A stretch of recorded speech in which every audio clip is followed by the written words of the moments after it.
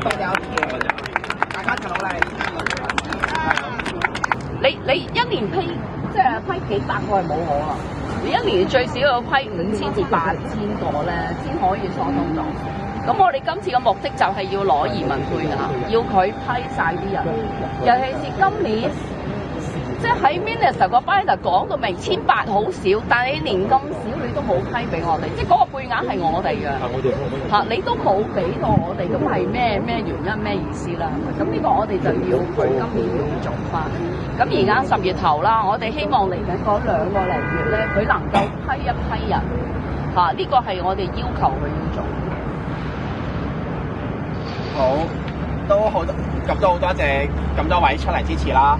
咁我哋都其實我自己都曾經懷疑過 Hong Kong Pathway 嘅，但係即係全靠咁多位嘅支持啦。咁我哋要繼續去 keep 住個希望，去令到呢個 Hong Kong Pathway 能夠延續落去。咁多謝咁多位。